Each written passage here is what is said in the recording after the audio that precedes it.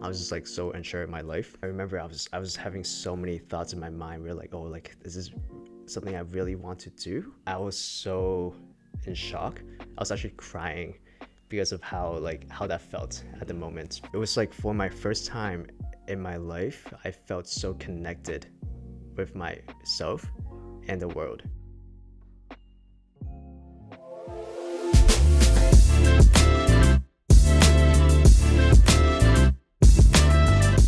Hey everyone, welcome to the Highest Version Podcast. I'm your host, Randy Philivong, and on this podcast, we talk about falling in love with the process of getting better every day, becoming the highest version of ourselves. Today's guest is Chen, who in my eyes was a major heartthrob in the Asian American community at UMass Amherst and in Quincy, Massachusetts. I mean, how can you not like this guy? He's such a likable person.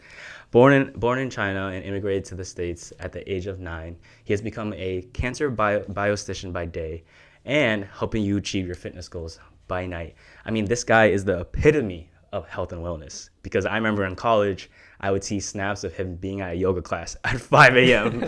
So without further ado, let's welcome Lee. What's up, man? Hey, man. Hello, everyone. Thank you for having me. Yeah, it's man. It's a pleasure. Yeah, I'm a big fan. I appreciate it. I mean, how do you feel right now? I mean, this is your first podcast. I'm taking your man. V-Card podcast. Yeah. So I've been thinking about it a lot. Like, actually, like,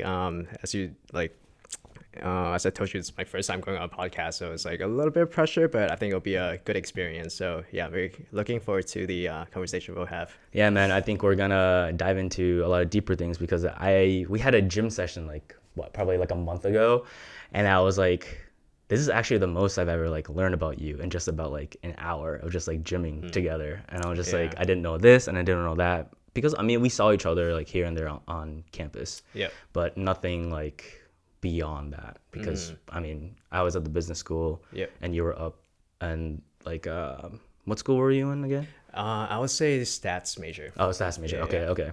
So yeah, I don't think we've ever crossed paths, I don't think, during school, except for at the Pie House. Yeah, there you go.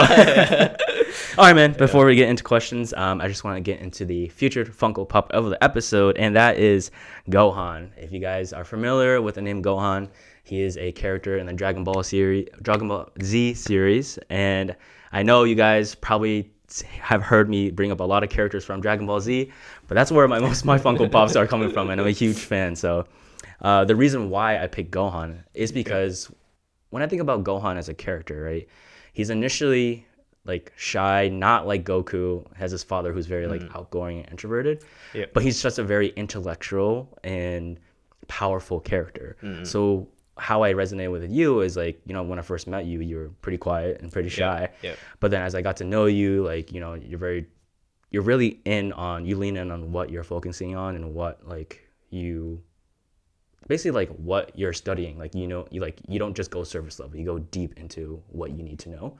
But also powerful wise is that obviously you're into health and wellness, and I don't know, dude. Even when you play basketball, I'm like, yo, I'm about to get smoked by this dude. So that's why I picked Gohan, and I hope you can resonate with his characteristics too. Yeah, thank you for that. I'm so surprised that you picked it. I saw it the moment I came in. Yeah. And you know what's funny? I have this exact same one at home. Oh shit, really? Yeah. That's hilarious. Yeah, because I got it from Brian Ong, actually. Okay, yeah. Because he was helping me building a PC. Okay, it was a few years ago, and then he asked me what my favorite character was in anime. And I was like, oh yeah, Gohan. So he was like, oh, I'm gonna make you a Gohan themed PC. Wow. Yeah, so he got me this Funko Pop, and it's inside my PC. Oh shit. Yeah. Damn, that's crazy. So how's it look? Is it just obviously I have a lack of knowledge of building your own PCs, but I mean, some of them have clear glass, and is it like that? And you just see obviously him going Super Saiyan, and all the lighting is going everywhere. Yeah. So the light, you can adjust the color of the light. Yeah. So of course, the theme of this one specifically is the purple, yellow kind of vibe. Yeah. So you can set it to that, and then having that just standing there. Yeah. It gives that vibe. Dude, that's sick. Yeah. I'm just trying to remember that episode in my head too, and it's such a sick episode of obviously that's just the power of Gohan. Yeah. So I think it's this was very fitting. Yeah. You read my mind, bro. It's crazy how these coincidences happen just like that. I just knew. I was like, what am I gonna give Lee? And I was like, you know what? Let's go with Gohan just because of those man. characteristics. Yeah. So. All right, man. Yeah, man. Let's get into questions that I have for you. Cool. Sorry, with these new mic stands, I'm just like, Oh, yeah. where am I putting my shit? Okay, so my first question was what was your experience like immigrating here to the States? Because you said that you immigrated here at the age of 9, which I feel like you would have enough memory or enough to be like, oh, like I remember X, Y, and Z. Yeah. I think that was like one of the first like very vivid memories I have in life, just having that kind of like big of a transition period. Like funny story, actually, like I skipped like half of my 3rd grade. Wait, so what happened was that like I think so like first of all I think the first like 2 months of school of 3rd grade I didn't go there because I was just like traveling with my family. Yeah. Yeah, and I came back and then we were like, oh, we're immigrated to the States, and by that time that was like I don't know, like November. Yeah, so then I was like, oh, I don't want to go to school anymore. Yeah, so like for a month I just didn't do anything. Oh, that was nice. Yeah, it worked out because like at the time my cousin from Australia, he was also like visiting. So we literally just hung out like every single day. That's dope. Yeah, and then like Christmas came, and then that's when we came to the States. I landed on Christmas Day actually. Oh, wow. Okay. Yeah. And I actually landed in San Francisco. So I'm actually kind of like I guess a West Coast guy. Yeah. But I stayed there for like like a full month. Yeah, because my grandparents were there. Okay. Yeah. So then I came over to Boston, and then I started school in like February. So I basically missed out like first half of like that year. Yeah. So I remember I was like, oh shit, like I'm cooked. But I mean, like you obviously like coming to the States, like you didn't know that much English, right? Or... Yeah, like I didn't know the alphabet when I came. Yeah, because 3rd grade, that's the year that you start learning English in China. But I didn't go to school, so You're right. Yeah. Okay. But anyway, I think coming here and trying to kind of like assimilate, I guess, like fitting into like the new kind of like environments. Of course, it's challenging. Like at that age too, like going to a completely different country where you don't know the language, it's bound to be difficult. But I think the fact that I grew up in Quincy, so I've been living in Quincy since I got here. I think that made it a little bit easier because like most people, there are a lot of people like in Quincy that are also Asian. Yeah, so I didn't have that much of a difficulty compared to others, who might have went to a school that's like predominantly white. Yeah. So I think that made it a little bit easier for me. But still, I think for the first 2 years or so, like I remember like because I didn't know how to do anything in class. Right. Yeah, I literally just go there and like sleep. Oh, Yeah, so it wasn't until like maybe like 5th grade that I was able to like actually kind of like do classwork and like like have conversations with others. Yeah. I mean, so there's like literally 3rd, so you go half of 3rd and then a full year of 4th where you're just like, I have no idea what's going on. So during that time, so in schools there's a program called ESL, so English Secondary Learner, and it's kind of like an easier version of like whatever other people are doing, and you kind of just like do that. That's like the way that they prep you to get you into like these actual courses that you would take. So that was my elementary school. Like I think so by the time I was going into middle school, I was able to go to like the standard classes. I was actually I was in ESL too. When I was younger. But I was born here, so I think I just like struggled with grammar and anything like that. So I was in ESL for like I think like half a year. And I was just like, oh, like my English must be super bad if it's in there. But I mean, I don't know. Like it's not for kids that are that are immigrants as well. I think it's also for those who like struggle with it, and I think I was like one of those people. But yeah, like most of my friends in that class like were either like from a different country at that point. Right. But like how long did you do that for? Oh man, so I did that in 1st grade, and I'm trying to remember how long it was.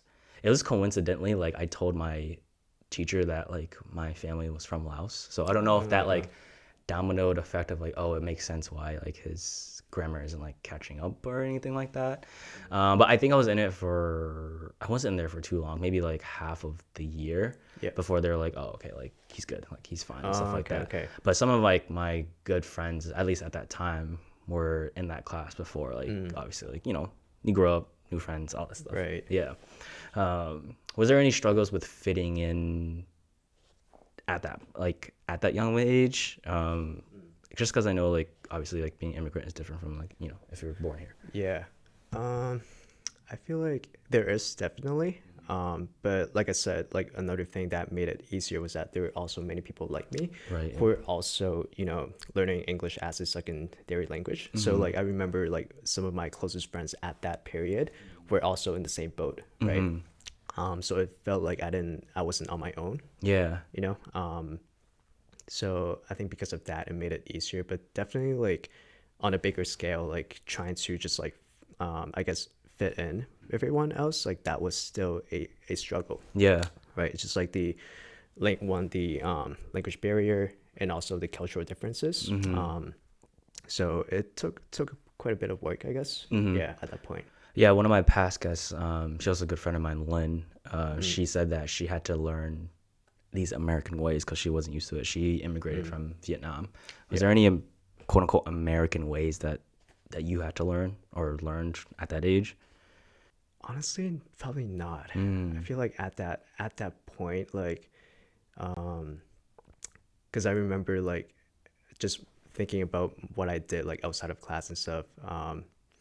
At the time, like one of my very close friends, his name is Chen. So he was like my first friend that I had in the United States. So like he was kind of like my translator. Gotcha. Yeah. So I had like a buddy that would like translate like whatever I want to say to other people. Yeah. Stuff like that, and kind of like I feel like having that and like us just like hanging out and stuff like that. It was kind of like a familiar feeling to me. I don't really have to go outside that much. Yeah. Yeah. Specifically. And of course, like I'll still try to be friends with other people, but I just don't remember things that I did specifically to try to like fit in. Not really. Yeah. At least like when I was in like elementary school. Gotcha. So your boy was your very first wingman going up to the girl at the recess saying, can I sit next to you at lunch? Yo, literally. Yeah. That's okay. I could just see that. Right? It's hilarious. Yeah. We also talk about, obviously like you immigrating here, but you also talked a lot to me offline about how it was for your parents and how that has shaped you to be the person that you are today. How was it like when your parents weren't really around because they were so busy with the restaurant? Yeah. So my parents are very typical restaurant workers, as like many immigrants are, right? So growing up, like I don't really like see my parents that much because by the time I wake up, they're still in bed because like they don't go to work until like they don't wake up until 9 o'clock, and I'm out probably around like 7, right? And then by the time I go to sleep, it's like I don't know, like close to 10, but they're probably not back yet. Right. Just working the like very long shifts. So that made me just, I think, very independent as a very like at a young age because I had to like deal with things on my own. And they still like would support in whatever I do, but not in person, right? Especially given the fact that they don't know English themselves. So a lot of those responsibilities of doing paperwork for whatever stuff, like I have to do that on my own. So like they always wanted me to do well in school, but they never gave me like any like pressure anyway. Because also because both my parents never went to high school. They only have middle school education. So they know they want me to do well, but they also don't know what I should do to do well, Yeah. Like what's beyond like that certain range. That's interesting. Yeah. But because how like for example like a lot of parents would put like their kids through like different prep programs, like Yeah. get better at like SAT and stuff like. My parents don't even know what's SAT. Right. Right. It was all up for me to figure that out on myself. So a lot of my decisions that I had to make growing up, they were like my parents gave me the trust Yeah. to do it on my own. Yeah. Yeah. So did your, I guess, your survival instincts come in, or did you feel any anxiety with just being like, I don't know what the f- I'm doing, you know, like how am I supposed to figure this out? That's interesting. I think for, there's definitely a part of pressure that comes to it because you don't have someone to tell you like, oh, like this is what you should do. Yeah. So whatever happens, that's on you, right? But I guess like, of course, it gets a little bit. It does get hard sometimes because like there's a lot of things that I have to think about for myself, and just having that internal, I guess like mental fatigue to make Yeah. these decisions myself. Whereas like I feel like many kids don't really have to do that. Right. Yeah, but I think it's also a good thing because I feel like I never had problems making decisions for myself, and I don't really need to. Of course, I'll go to my parents for their guidance Yeah. when I need to, but it's always been just me doing whatever I think is best for me, Yeah. and they will always support that. So I think that is a gift. Yeah. Yeah. That's a skill that not a lot of people have. That's a skill that I don't have. Like I feel like making decisions for me, I've always been a very indecisive person, and I think that just becomes from like my lack of confidence and trusting in myself. From the deep root of it, I don't know if that's because I was like sheltered or as a child, or like my parents were like making, I wouldn't say they were making all the decisions for me. They just gave me a format of like, okay, like you need to get good grades, you need to like go to college and all that stuff. That's the only thing I knew. But just the root of indecisiveness can be very hard on people, and that's something that I've struggled with. I'm still struggling with now, trying to get through. But yeah, man, I think I'm jealous of like the fact that you have that kind of that mindset that I feel like makes things a whole lot easier. And I think it truly is a gift. It truly is a gift. I mean, speaking from advice from myself, like what helps you with just being confident in your decisions? Well, I don't think I'm completely confident all the time about my decisions. Yeah. Like, I'm not sitting here like, oh, I got my whole life Yeah, figured out. yeah. No, of course. Yeah. But I think like, sorry. So like your question is like, what makes me think like, I wouldn't doubt my decisions? I think Or, it's like, more of like what gives you confidence to trust in yourself to make any decision in life. I know obviously you brought up about the like what you had to go through in order to shape yourself into that mindset. But for someone who maybe labels themselves as an indecisive person, like what is something that you could tell them? Like what if Brian or a friend came up to you, was like, yo, like I'm such an indecisive person, like how do you like, but you're so confident in them, like how do you do that shit? Right. I think the first step to that is really understanding like what you want as a person, right?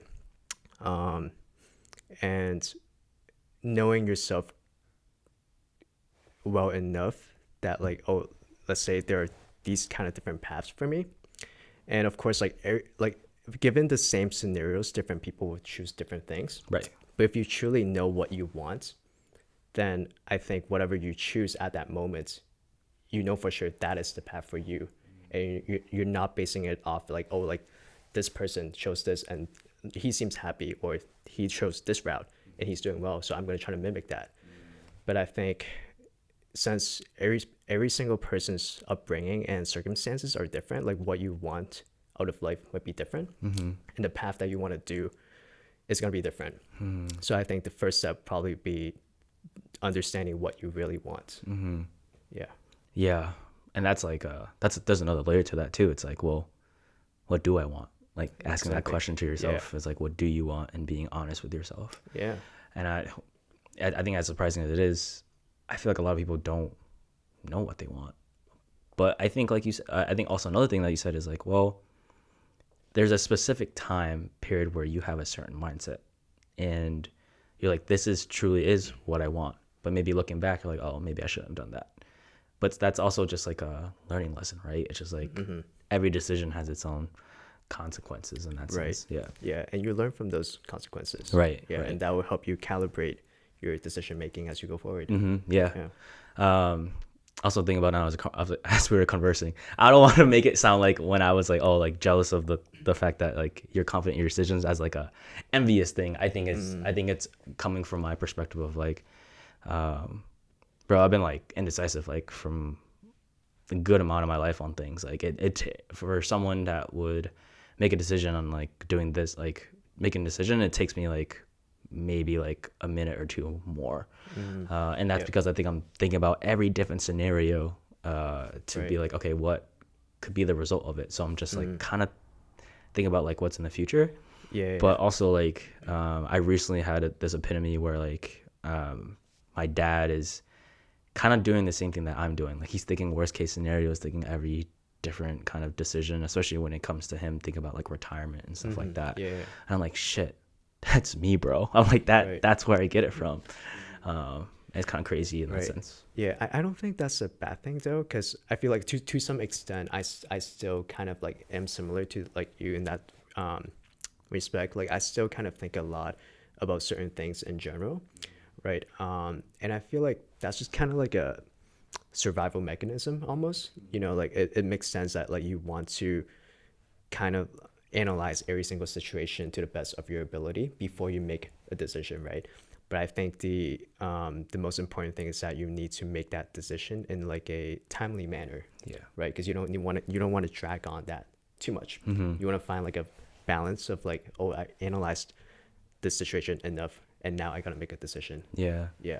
As you were saying that, it brought up a good example in my life where I waited. It's not in a very serious manner, but in high school, like I was waiting to tell my crush that like I liked them.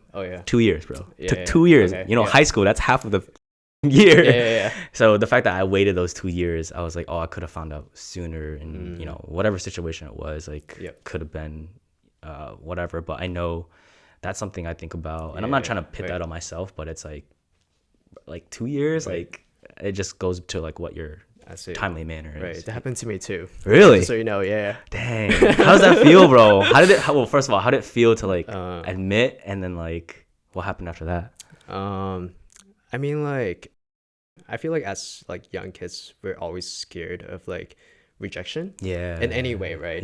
Like you don't want to. I feel like that's the biggest thing holding you back, right? But I feel like moving forward, like you learn that you don't want to experience that again. You don't want that pain of like regret, feeling like I could have done this earlier. I feel like that's a lesson for many people. Like, you know, you just got to go for it. Like whatever happens happens. Like at the end of the day, like rejection is like the feeling is like so minimal, not minimal, because obviously it can hurt like a lot. But it doesn't like just a lot of our other emotions, like it doesn't last as long as you think it is, unless you're thinking about it over and over and over again. Man. And it's also funny that you bring up rejection too, because that is also something that I'm just like, bro, I feel like you're just hitting the nail on the head with like all these things I'm like trying to like figure out in life right now. But rejection is one of them, and I think it's just, for me, it's like getting a rejection from viewers and consumers about the content that I'm putting out, right? To be honest with you, like the numbers have gotten in my head about, you know, what I post and where that's going. And I know at the end of the day, it should be about like how I'm impacting others and like just like me being proud of what I'm putting out there, you know what I mean? For sure. I think that's for sure valid. I feel like it's normal to have that kind of you know, feeling. It's only natural, right? And you know, I don't have a firm answer to that question really, to be honest, because I feel like it's just so hard to overcome that. And it's the same idea of like just like let's say for example like social media. I feel like most people nowadays, like when you post something, you always think about like how you are viewed by others. Like, oh, am I posting the right thing? Like, is this like how I want myself to be seen by other people? Yeah. Right. I feel like we kind of get into that loophole very easily. Yeah. And I feel like, part of it's human nature, I guess. Yeah, we're always worried about like, oh, how am I like, goes back to like trying to fit in, right? Like, am I being viewed in this certain way? Am I like, doing this, that? So it's definitely hard. Yeah. Yeah, man. It's Right.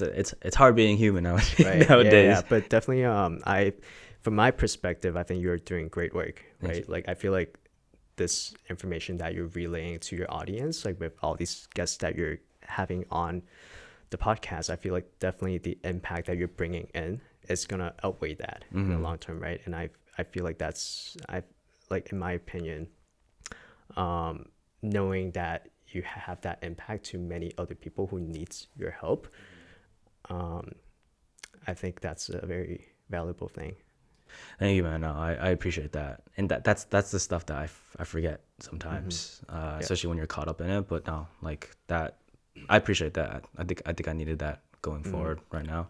Right, because I feel like it's kind of the same feeling I kind of had like coming on the podcast, right? Like, of course, I'm a little bit kind of hesitant, but of course, like, I feel like what I have to offer to the audience, like if it's just one person that's listening and can learn something from my experience, I feel like that's worth it. Like, Yeah. regardless of like whether, like, how am I being perceived by other people? People are gonna have their thoughts. Yeah. It's like at the end of the day, it's like you can't really control. So yeah. Yeah, no, it's true. I mean, everybody always got something to say. Everyone's gonna be Yeah. judging. So Right. as long as I'm, again, making impact, and somebody resonates with either Right. of our experiences, like that's gonna be huge for Right. sure. And I feel like a lot of times, people who are judging others, it usually comes from like a sense of insecurity, right? They're kind of like projecting some sort of feeling of flaw in themselves Yeah. that they're not able to really fully come to terms with. And then that's when they kind of like bring on Project. that energy. Yeah. And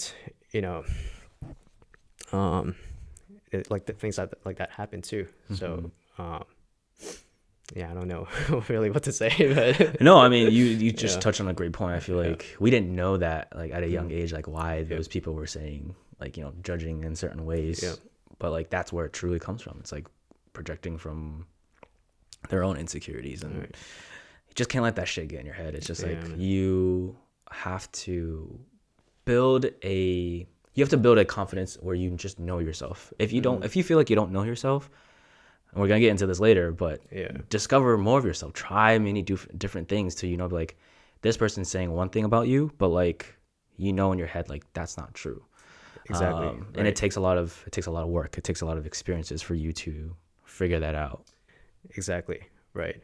I remember because like your point of like, oh, if you know this is not true, then it's not gonna affect you. Yeah. Yeah, I remember somewhere I read like a something along the lines of that. Like, if someone were to, like, let's say they were having an argument of like, oh, this is not like a bottle, this is a balloon, Yeah. right? Would you take that as an insult? I feel like- Sort of, yeah. Yeah. I'd be like, what are you talking about? Yeah, go check it out. yeah. Yeah, but it's like the knowledge of knowing like, oh, this is the truth, and this is just their perception of seeing it their way. You wouldn't really take that as an insult because you know exactly what this thing is, right? And not by what they see it as. It's Yeah. yeah. Dan, that's a good analogy. I think my mind is blown from the analogy that you just put out. That was really good. Oh, thanks. But yeah, man. I mean, sorry. I think we went on like a major tangent there, but I think it was a good tangent, and just like how we feel, and perspectives on a lot of struggles that we've seen going through life. Yep. To go back to you figuring things out on your own. Obviously, your parents, like you said, didn't go past middle school, so you had to figure out college on your own. Picking a college and figuring out what path that is. Can you talk about that journey and just how like what it was like for you in that sense? Yeah, I think it kind of ties back to I mean everything ties back to like when you're a kid, right? Yeah. But I feel like as a kid, I was kind of like the golden child of my family, like both of my parents, my mom's side, my dad's side. So like, and I'm the only child in my Mm-hmm. family, Mm-hmm. right? So I kind of had like a little bit of like an internal pressure, not really given by me by my families, but kind of just like on my like for me like one because I've seen how much my parents sacrificed, um, that I felt like I needed to do more in life, right? So I guess that has been kind of like a it's kind of like in my subconsciousness, right? So um, but anyway, I think in sometime in high school, I remember like during one of my probably like an English class or something, our teachers just had us like all go to the computer lab and Yeah. we all took like this personality test. Oh man, I remember those. Yeah, yeah. Keep Yeah, yeah, going. yeah. So then like it's basically like a I don't know like 20-minute test. You Yeah. answer these questions and see like what your personality would like what kind of career would fit your personality, right? Mm-hmm. Which I feel like that's a horrible idea I agree with you. Yeah, no, I agree at with you. that age also, Yeah. because like of course like I feel like although at that time you're kind of like becoming like an adult, but Mm-hmm. you're not quite at a point where you have experienced enough things in life yet to fully know what you want to do, right? So no one at that point really has an idea. Mm-hmm. Um, and I remember at that time, I think like one of the options that came out was actuary, right? You're probably familiar with Yep. that. Yeah, Yep. yeah. So it's like a very common um, job that people refer you to if like oh like you have good analytical skills, you're good at math, and then like oh you like business kind Mm-hmm. of stuff. Yeah. And I was like oh like this sounds pretty good. Right. Yeah, Right. yeah, Right. yeah. I want Yeah. to make money. Oh yeah, they make Yeah, bank. yeah, yeah. So that was like something in my mind that I had, and I think part of the pressure, like the internal pressure that I had, was like, oh, like if I say I'm gonna commit to something, I'm gonna have to do it. Like otherwise, like I felt like I'll be a failure, Mm-hmm. right? I don't want to be like both to myself and to other people. I don't want to seem as like someone who quits, Yeah. right? So that's like always been like kind of my mindset, like I was like, oh, like I got to do this now, Yeah. right? All because of a test that took me 20 minutes to do. That test ruined your perception, but yeah, yeah, yeah. Yeah, yeah, yeah. So like, going to college, it's funny because I actually applied to all liberal arts schools. Mm. Yeah, and UMass was the only big school that I applied to. Reason being, like, I was like, oh yeah, I'm gonna go to like a small school and I'm just gonna like focus on studying. Yeah. That was like my mindset. I was like just very tunnel visioned. Yeah. Yeah. I feel like that was how I was like in high school also, Mm-hmm. which is it could be a good thing. Yeah. It just locks you in, right? Right. Yeah. Yeah. Yeah. You can't. Yeah. You can't go anything outside of that. Outside of that tunnel. But Yeah. at the same time, that's a very dangerous mindset to have, where like you're ignoring so many other things that are happening, right? Mm-hmm. So I remember like in high school, I was just like so caught up in things like just having this one goal that I want to do, and then I kind of just like ignore everything else. Mm. So that was kind of like how I was going into college, I'll Yeah. say. Yeah. What was that? Everything else you were ignoring? Was it like social life? Your health and well being. Like, what was the other things that you were ignoring? I think part of it was like I feel like social life was one of the first thing that you would like give up at, like if you were to really have to focus on things. Yeah. So I feel like in high school I wasn't able to really connect with others that well, like both because like I felt like the people that I was around with in different environments didn't align with like what I wanted to do. Mm-hmm. Yeah. And I've always been kind of like, I guess it ties back to my childhood or personality of like, oh, if I'm going to do this thing, then I'm going to do it. Yeah. Right. It's kind of like that. Yeah. But at that time, were you thinking like, oh, like, because when you said that, it kind of reminds me of Kobe. When Kobe was like, oh, like I'm focused on basketball. Like, if you're a real friend, you would understand that like this is what I want to do, and then like Right. I'll see you on the other side when I'm there. but Yeah. it's just not happening now. Right. Do you think you resonate with that? I think at that time, yes. Yeah. Yeah, because I feel like, for example, I had many of my close friends that I had maybe in like, let's say, elementary school or middle school. Like we were so good friends. We're great friends nowadays. But at that time, like, because I was like, I feel like among my own group, that's the only one that wanted to do like sports and stuff. Whereas like they have other things that they want to do. Yeah. And I was like, oh, then I'm just gonna like go on my own route. You know, like I still like value our friendship, right? Of course. But it's just that like I gotta do what I think is best for me at that time, and just focus on achieving whatever goal I had set at the time. So I feel like that's one of the things I wish I balanced better. Yeah. Because in high school, dude, it's hard. It's hard to like balance all those things, but also like I commemorate you for, like I said, I think that's why I said before that you're just so focused on what you want to achieve, and it shows in the example that you just said. But for you to also like be strong-willed in that in high school, like high school is tough, man. It's a tough environment because you want to fit in. So it's like, oh, like if someone's like, oh, like come hang out with us, but you got, XYZ to study for, or you got basketball practice, like it's hard for, basketball practice, you'll probably be like, yeah, no, I can't go. But like XY, like studying for XYZ is like, I feel like a lot of high schoolers are like, all right, I'm gonna just go hang out and then I'll do this homework later. But then like that kind of like F's you up in time, energy, all that stuff. So that's very strong-willed of you to do that. So it's like a double-edged sword in a way. It is, yeah. Like I feel like that. I feel like many high performers would kind of fall into that category, right? Like for example, Kobe, right?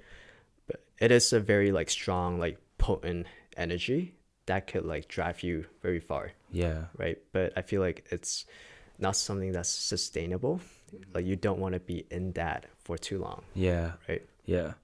It's a very interesting, because I'm just playing devil's advocate in my head from about like, oh, well, if you don't have that mindset, then like you're not going to achieve what you're going to achieve. I guess, what do you think about that? Just playing devil's advocate. I agree with what you're saying, but like I can see someone who's like, those really extreme high performers like we see, like, David Goggins or all that stuff. Like obviously those are extreme outliers, but I can totally see them saying something like that.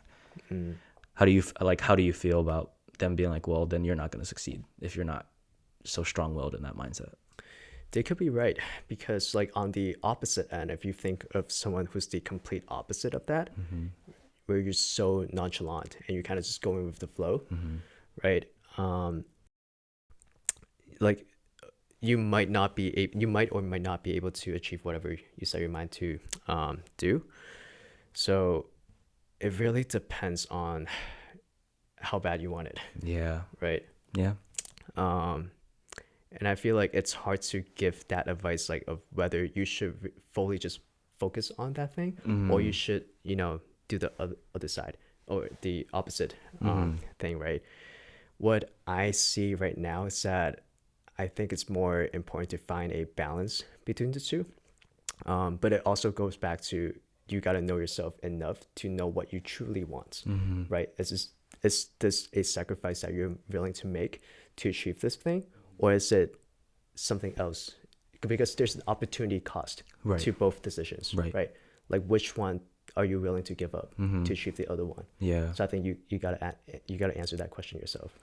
Yeah, no, that's a very good point, because for those who are trying to become like, D1 athletes, I feel like they have to veer towards like, I gotta eat, sleep, breathe basketball, whatever, do to get better, versus someone who is like, who maybe realizes like, hey, I'm probably not gonna go D1, so let me just have fun with whatever sport I'm doing, and like have a balance with friends. So that's a very good point of like knowing what you want and knowing yourself too. Right. And I think like there's no right or wrong for both answers, right? Yeah. Just really, what do you want? Yeah.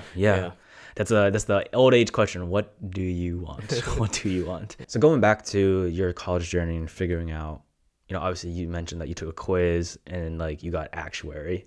So I know, like, how was that going through college? Because I know you mentioned like something along your journey that's kind of reframed your thought of being an actuary. Yeah, so when I went into college, I was a econ major.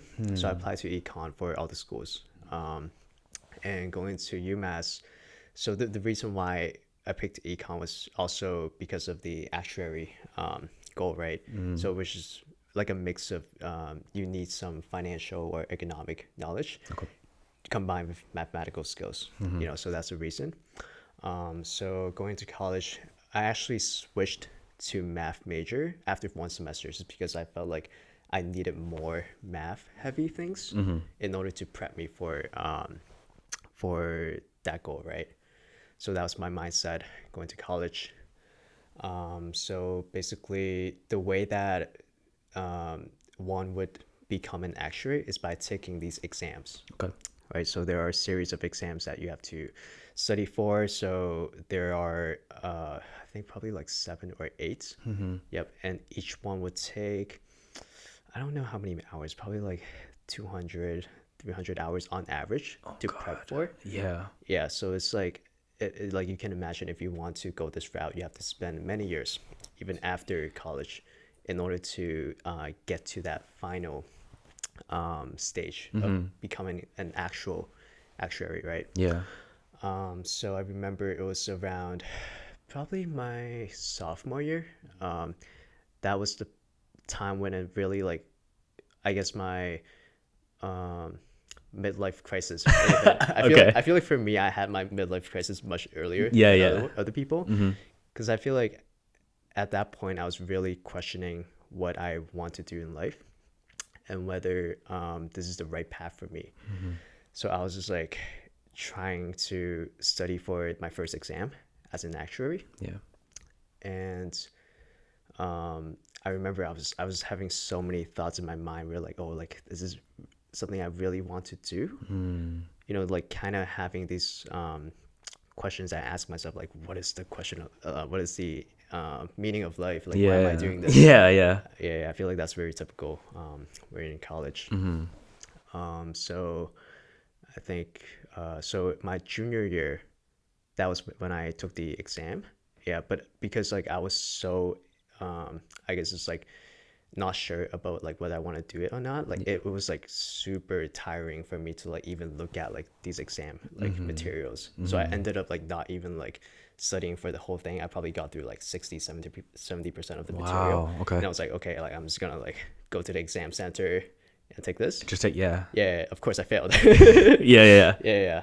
And then I feel like it was that point where like it made me really think about like just going deeper into what I really want to do in life. And at that time, I think part of the reason why I also picked actuary was also I was quite interested in stats. Yeah. So I took stats in high school also, right? And I liked it for the fact that like I felt like stats was like the key to answering these questions that we have in life, right? Like with any kind of like scientific discovery, Yeah. or like like clinical trials, research, they're all very driven by stats. And that's the part that like made me kind of want to go in this route. But I felt like actuary was the only option I had because that was the way that it was presented to me. Yeah. Like where, oh, if you're good at this kind of stuff, then you should do this. Yeah. Right. Going I back to didn't- that quiz, yeah. Yeah. So I didn't really know like what else I could do. Yeah. Right. And I felt like if I give up at that point, then I would be like a failure. Right. And I was like, it's just like this internal, tug of war. Yeah. Almost like, should I go this route? Like, So that was, I guess, like one of the toughest points in my college career, Yeah. where I really need to think about this question. Yeah. I think what really helped me answer that question was actually through a psychedelic trip. When did you take a psychedelic trip? This was my junior year. Yeah. Was this before COVID hit or after Before COVID? COVID. Okay. Yeah. Because like at that time, I guess like just with other things going on too, I was just like so unsure of my life. And I think that trip really like kind of opened up my mindset and kind of changed the way that I thought about life. Right. Are you able to get into it, like details of Yeah. the trip and what you guys did? I remember like still vividly the feelings I had after that. It was like for my first time in my life, I felt so connected with myself and the world. And I didn't know you can feel a sense of calmness like that. It felt like all these different things I was telling myself just like all went away, Yeah. right? Yeah. And I was at such like a euphoric state that I knew no matter what I achieve in life externally, it would never amount to that feeling. Wow. And that really, like, I was so in shock. I was actually crying because of how that felt at the moment, right?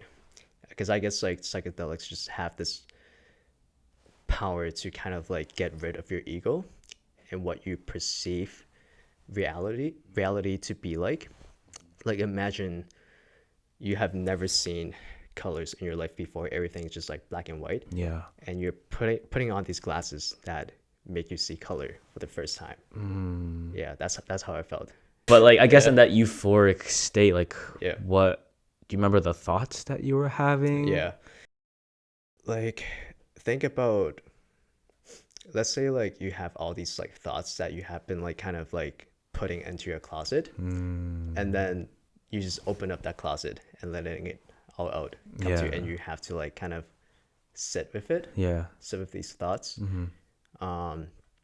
But you know what made it so memorable was that like I was at this state of like, oh, I'm just being myself and really appreciating the moments, Yeah. right? And I feel like that type of like dissolve of my ego really made it so that like I'm able to think about these questions from a different perspective that I wasn't able to before from that tunnel vision. Because I knew like, oh, if I spend all this effort into this one thing, but it's not aligned with what I truly want in life, then I don't think it's gonna be worth it, right? Yeah. And I knew like the whether it's like money, prestige that I achieve through doing this, it's not gonna be worth it, right? This is like the idea of where I felt like you could be climbing a mountain. Once you get there, you realize that you're on the wrong mountain. You're like, oh, I'm supposed to be on that mountain instead, right? But you don't see that. And it's hard to make that decision because you, like in order to get to that other mountain, you have to come down Yeah. and then you have to walk the other route, Right. which also makes it so difficult. But at that point, I felt like that was worth it. Yeah, instead of going in the wrong direction. Right. Yeah, man. I mean, you basically like started all over again. Luckily, not so much because of what I do right now. Okay, yeah. True. Yeah, But I'm saying in a sense of like where you had this like plan for, like it's just in your head, like, okay, this Right. is, and you, like you said, you have tunnel vision. So Yeah. like, sorry, I gotta put my head Yeah. this side and this side of the camera. But you had this plan for most of your life, and then Yeah. like now you kind of have to like throw that away. Right. And it's kind of like, it's not just the career itself that you are throwing away, you're throwing away the part of yourself, right? Because part of you is attached to that. And that's what you saw in your vision of like how you would be as a person. And you kind of have to let go of that.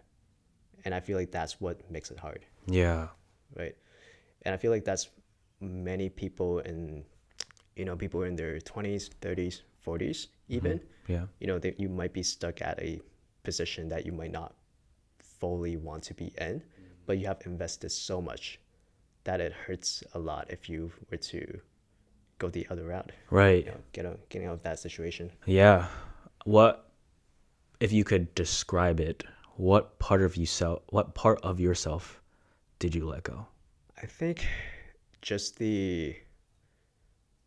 um, the idea that you have to do things because of like external motivation, right? I felt like I didn't want to be an actuary, not because I feel like in order to make a career meaningful, you have to like the work that you're doing, right? Whereas when I was like reading like information on like this career, which seems to be like a great career, right? But when I was like going through the materials, I'm like, do I really enjoy doing this kind of stuff for the rest of my life? Yeah. Because that's a decision that I have to make that would impact the rest of my life, right? So I think like before I was viewing it more of like a external part where like of course most people would see people with like a prestigious career, whatever, and like, oh, like this person is a doctor. Yeah. It's like XYZ. They are like making X amount of money. They must be very happy, right? But deep down, like those people, like I feel like many of them might not enjoy what they do, but they have put in so much effort to kind of put up a mask that they are happy, Yeah. right? Because of this cycle of like, oh, yeah, like look at me, I put in so much like effort to attain this, and then like, oh, I'm happy now, Yeah. right? This past year, so I transferred from one job to another. So I went to a different company. I was battling the sense of like, well, I've had this whole plan in my life to get to a CFO position because of, this is the plan that I thought of my entire life. But now I've come to the point where my mental health is like taking a toll. Yep. But like in order for me to get to where I want to be, like I need to stay at this company for this certain long. But at the end of the day, like I chose my mental health to go to like a new job that I love now. Yep. That's great. And like I actually like it a lot more. Like I feel happier with myself. But in that transition, I felt like a part of me was let go.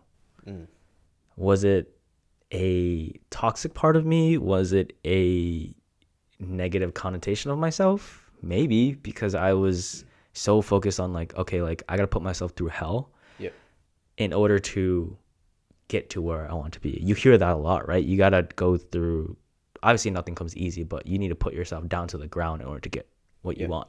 So all that to say is just like, yeah, like I feel like I resonate in a sense of like, I put so much investment and time into being at that company, and I was putting in 60, 70 hours a week at one point, at some points.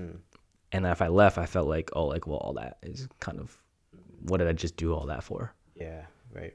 Yeah. Well, first of all, I'm glad that you're enjoying your intern, bro. Thank you. That's great. Yeah. But for sure, I think like that also like growth happens.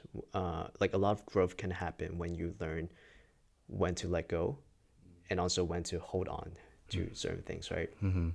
Like of course, like if you have something that you truly believe in, you want to hold on to that and maybe like see how that goes, and not really have any regret for yourself, right? But it's also hard to let go of certain things, like whether it's things, people in our lives,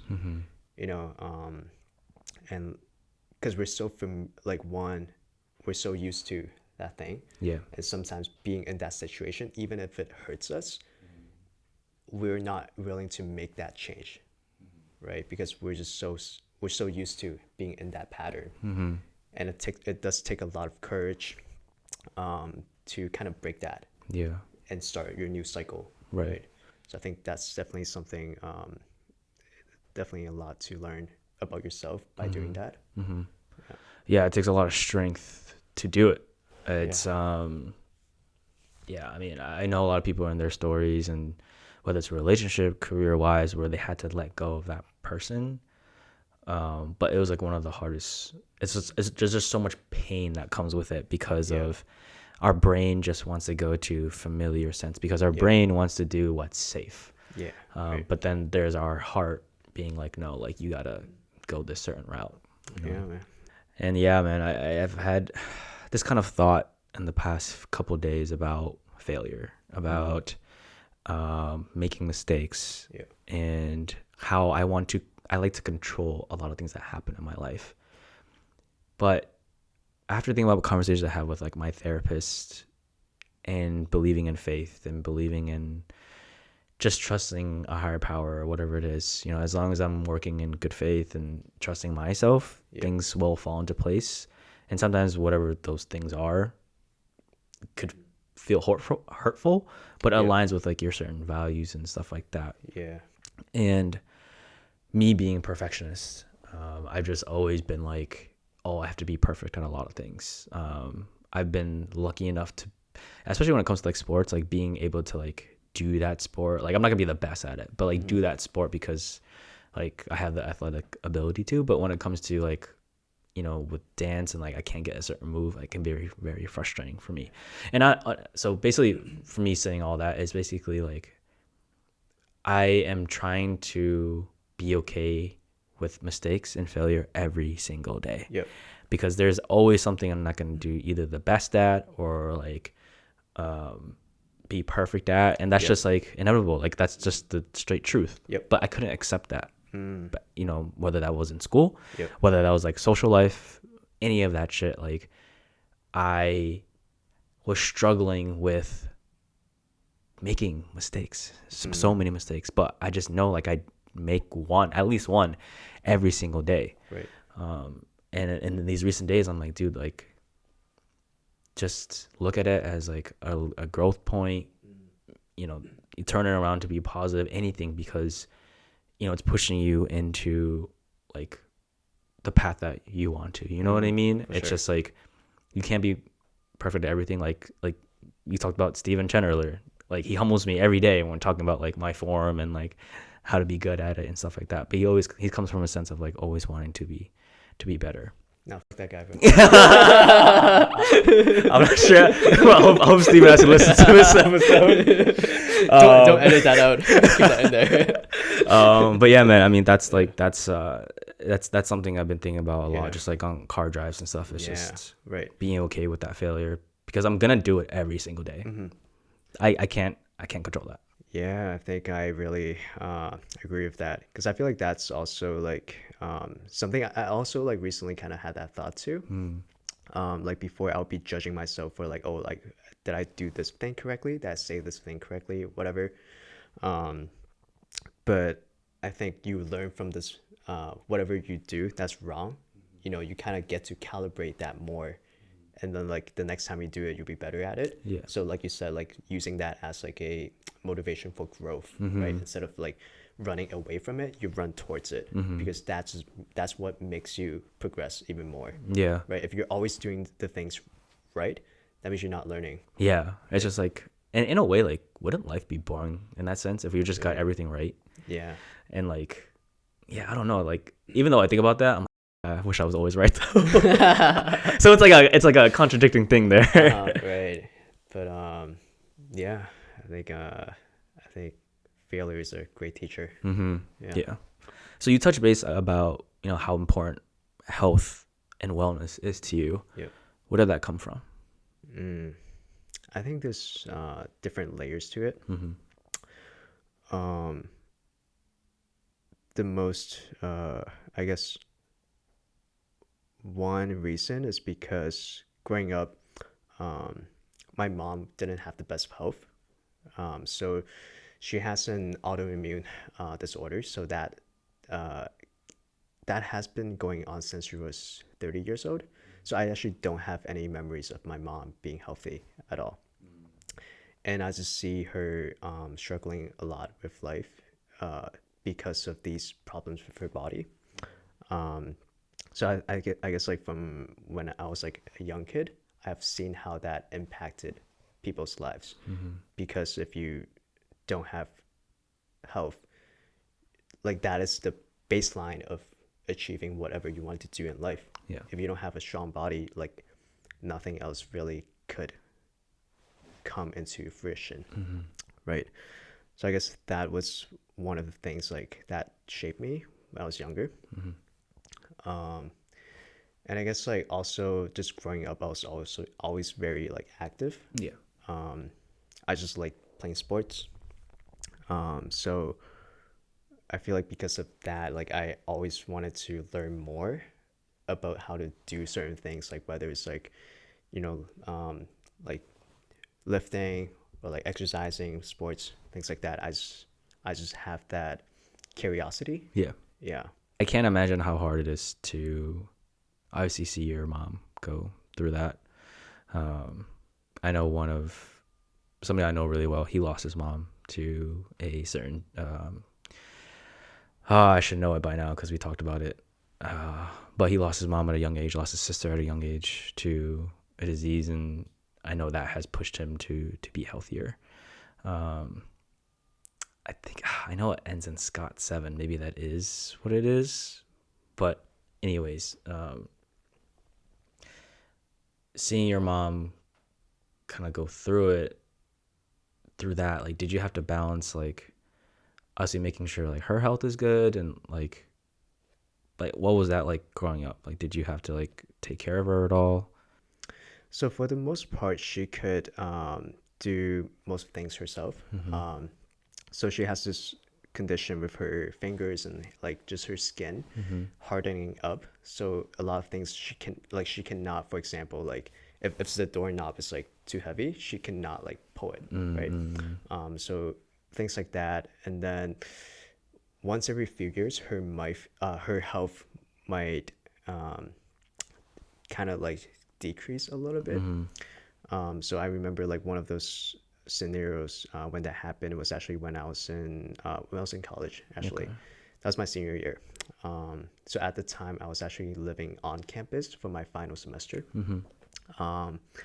And when that happened, actually, she didn't really like my family didn't tell me, right? But she was hospitalized for I think like 2 months or so.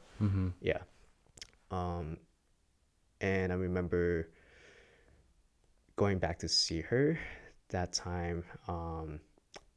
It really hit me because she wasn't even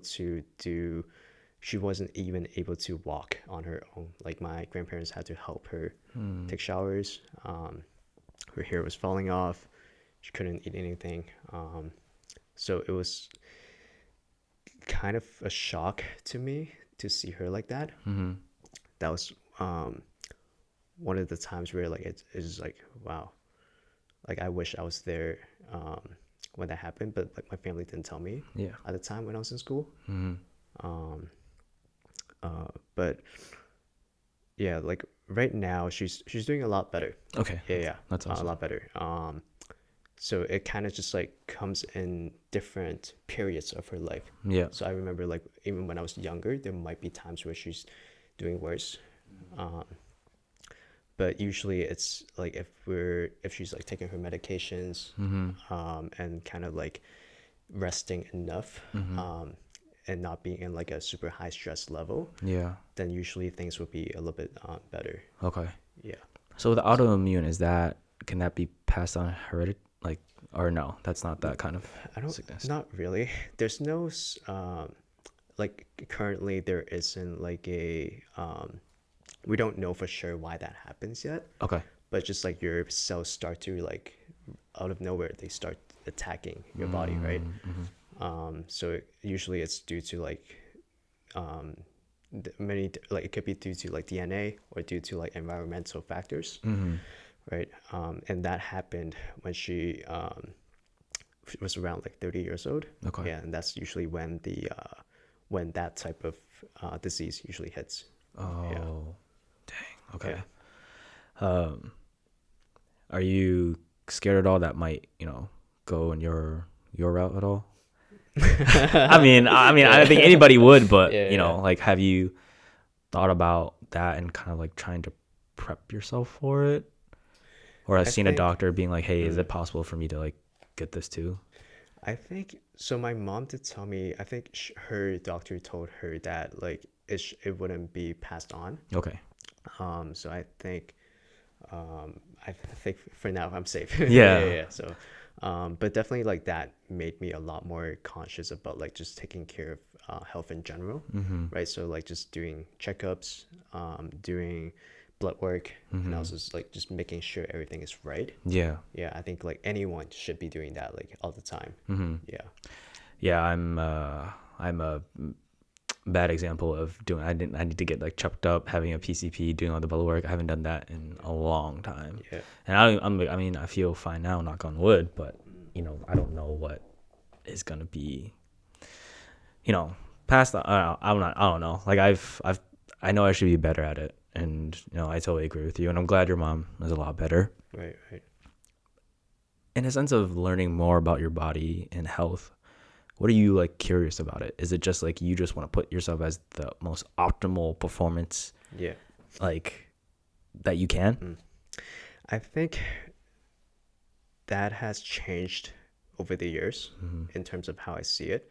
I think when I first gotten really into like let's say like working out and having like a routine of like just doing things like exercising. That was like back in high school actually, right? Like probably like my senior year when I was just like really focused on going to the gym. And I think part of that, it's I feel like similar to many people, the initial drive to do that was out of insecurity about my body, right? Like because I wasn't happy with the way that I looked, so I wanted to change that, right? Yeah. I think that was the very first idea that I had when I like really try to do that. And I think over the years that kind of like changed a little bit. So probably I think it was like my junior year of no, it was like the summer before my junior year in college, right? That I think that was like the point where like I reached like a physique that I was like, oh, like this is what I wanted, but I felt so empty at the same time, right? Because like you would see that you would think that like when you were a kid, right, you have these people that you see online, oh, like this person has such like a great physique, like they look this way. Maybe if I look like that, I would be happy. Yeah. Right. And I think like I mean to a certain point it does help, right? Just going to the gym consistently like that builds a lot of like discipline and just having a routine like that keeps you healthy. But on a like deep down, I felt like that wasn't really what I really wanted, right? Because like once you get there, you realize it's kind of like rich people telling you like money doesn't matter. Yeah. And you're like, shut up. Right? You're talking about. Yeah. Yeah, but I feel like you realize that like just fixing your body from a external viewpoint, it doesn't really change what's happening inside. So that's one of the realizations that I had that kind of like led me into different modalities of training. Okay. Because at that point I was kind of just like, oh, like let's just like go get yoked. Yeah. Yeah. And then I was like, oh, maybe there's more that I could like do, right? And then that's like the point where I guess I shifted more into more functional training style. Yeah. So I had the so it was just like it was during COVID, right? So that was like when gyms like got shut down, Right. right? So like I was just randomly had this idea of like, oh, I'm gonna go train to like dunk a basketball. So I was Well, that wasn't one of your goals while we were in college? yeah in college, right? Yeah. Well, I mean, Yeah. yeah, we're in college, but like, Yeah. like I'm talking about like earlier parts. I didn't know that was like not one of your goals until like when COVID hit. And stuff like that. Yeah. So that it was around that time. So I was just like going outside, like finding like a hoop and just like jumping every single day. Yeah. Right. And then I got injured because of that. Because like I just had no idea like how to properly program based on like that training idea. So like I got patella tendonitis on my knee. I just couldn't walk for like days after. Like there's one time like we were playing basketball outside, right? It was like concrete floor. Yeah. So this was like a result of also like me just jumping like so much, like having so many repetitions. and landings like on just like concrete floor, which is like the worst thing that you could possibly do Yeah. to your knees. Yeah. But anyway, but like that kind of like left like an injury that took me a while to heal. So that led me to a, I guess, a rabbit hole of like learning even more about the body on how to heal it, how to properly train for those goals, Yeah. right? And I think the reason why I wanted to, in the first place, like even trying to do something like that was, I felt like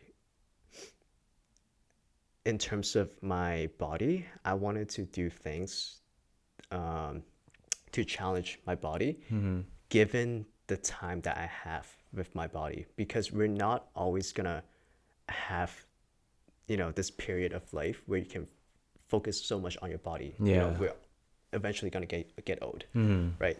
So I was like, oh, maybe I can do something that I've always like kind of wanted to do, right, and see like how far I can take that. Yeah. That was the rationale behind it, right? I guess like that, I guess I just didn't know how to properly execute it. Yeah. Right? So that led me to like just learning like how to safely program, do these things. So I guess like that's the way that I shifted to my current training right now. Yeah. So I still want to like challenge my body as much as I could, but I would always prioritize my health first, right? Because you don't want to do things that will have a detrimental long-term consequence to your body, right? A lot of people don't. It's good to push yourself, but it's a very thin line of pushing yourself enough and pushing yourself too much, right? Like being in that extreme will lead to many problems. So that's always been like kind of my approach to training nowadays. Like I'm still pushing, but knowing how much to push. Yeah. Now I fully understand why you would say no to playing ball sometimes. Was that senior year? Yeah. That was when I was like rehabbing. Yeah. And I was like, oh, because I didn't know like where your injury came from. I didn't even ask you about it, and you're like, oh, like I'm still recovering, and I was like, damn, come on. I was like, man, he's just dodging smoke. No. I know my ankles get taken if that would happen. But I mean, I've seen pictures of you on social media of doing like these incredible races. Like, I think you've done a Spartan race. I think you mentioned another race that you're gonna do soon. What's that like? Are you applying that tunnel vision of like, all right, I gotta finish this race, like whatever pain or whatever, like I just gotta get through. So I think this goes back to my first race that I ever did. That was a Spartan race. I did it with Steven actually. Oh, okay. Yeah. It was back in, I think when I was in my final year of my graduate year, around that time. Yeah. I've never been a runner at all my whole life. Right, I'm good at like sprinting, like short distance. I've always like kind of excelled in that. But anything longer than like 800 meters, bro, like Gas. No way. Yeah. And I felt like at that time I wanted to really just make my body as well-rounded as it could. So that was my initial motivation. Like I felt like I should have the capacity to do this. Like I don't have to do it all the time. But like if someone were to like put me in this situation, I should be able to handle that. So that was my rationale into signing up a race like that. And like I didn't want to sign up for like a 5K 10K because like I couldn't run for that long. Yeah Whereas like a Spartan race, it's kind of like an obstacle race, right? So you can like run for a little bit, like maybe like every like quarter mile or so you encounter an obstacle. So I was like, oh, like that would be like my little break. well, good way to work around knowing your limitations or what you want to get out of the experience. Yeah. Exactly. So it looks fun too, right? At the moment. So I was like, oh, like Steven, you want to do this? So then we just signed up for a race and we did that. So since then, I guess that like kind of planted a seed in wanting to do like different types of races. And I think it also just, like I said, it allows me to keep that capacity to be able to do these kind of things, Right. right? And I feel like I'm at a point where I want to experience as many things as possible. And these different types of races, they bring in a new challenge, right? Because when you have a certain like I guess when you have spent like enough time in the gym, it starts to get a little bit boring, Yeah. right? It feels like you're repeating the same things all over again each workout, and just having an external goal like that could sometimes like get you a little bit more. It sparks that fire in you Yeah. again, right? Yeah. Where you feel like, oh, this is another new challenge, right? I have something new that I've never done before. And I guess it kind of goes back to your comment about like the fear of failure, Yeah. right? I feel like many people are afraid of trying these new things because they don't want to put themselves into a beginner stage again, right? You know, you could feel like you are very experienced Yeah. in the gym setting, but these kind of races are something that's totally new. Yeah. It's a different stimulus, right? And I feel I just like, wow, like that's very exciting to me. Like I want to keep doing new things, like putting myself in these like settings so I can learn about these different modalities, Yeah. these training methods. For sure. Yeah, Yeah, man. I mean, first of all, it takes a whole lot of different mindsets, put you in all different types of challenges in your mind. yeah. Kind of reminds me of what you're saying. Kind of reminds me of like physical 100. Oh yeah, Yeah, just like you have these big bodybuilders that Right. like, you know, they're like, like they know like they're the strongest, but then there's a challenge where like something cardio or something that's Yeah. out of their comfort zone. They're like, shit, like I can't do this. And I forgot what his name was, but that firefighter who was in season 1, he lost. So then he was like, oh, like I have to train Yep. like harder in this sense to get ready. And then he comes Yeah. back. Yeah. I think he still lost. He got second place. He got second place. My guy, Hombong Sok. Yeah. But like it's like sort of like that. It's like, oh, like this is a challenge that I had before, and now like this has forced me to really care about, you know, running or like a more strength wise to become better. Yeah. Right. And I think like it's kind of like when you're playing a video game, you know how like when you level up, you get skill points that you can put into like different attributes, right? And I feel like to me, I want to put my skill points as evenly as possible. Yeah. Like maybe like as like it also changes like throughout the seasons, right? Yeah, Like, I yeah. might prioritize different things more. But I think like at my current stage right now, like it's better for me to kind of try new things and really like get new perspectives on different types of training modality and just making myself as well-rounded as possible Right. in these like different settings. Yeah. And that also just allows me to enjoy life more, Yeah. right? Because I can literally go play basketball or tennis or do rock climbing tomorrow, like all in the same day if I want to.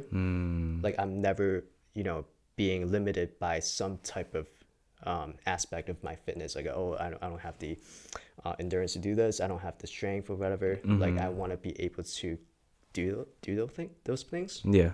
Yeah. So it's kind of like training for life almost. Yeah. Yeah, no, that's a good point. That's a good way to say it. Yeah, man.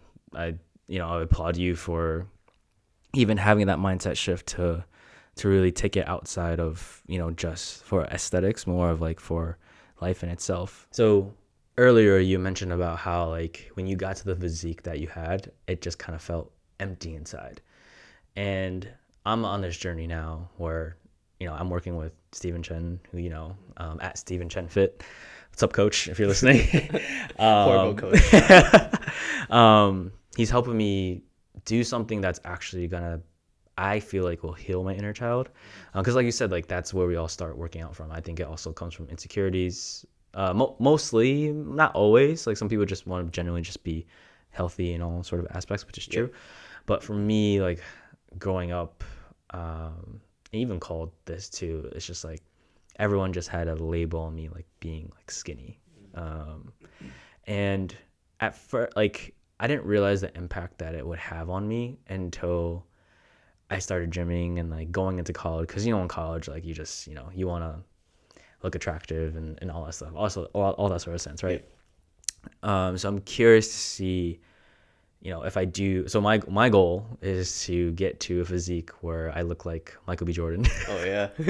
from Creed. Because I've been saying that. I can see it. Thank you. I've been saying that for the past like 2 to 3 years, but I've never gotten to that point, and I think it's just because of there's something that I'm missing. So that's why I'm working with Steven to figure out, like, okay, what is it? Is it my nutrition? Is it the way I'm training and all that sense? But I'm curious to see if when I get there, if it's gonna feel empty, or if I'm actually gonna feel like my inner child has been healed, because that's something my inner child has been, like, quote unquote, suffering from for a very long time.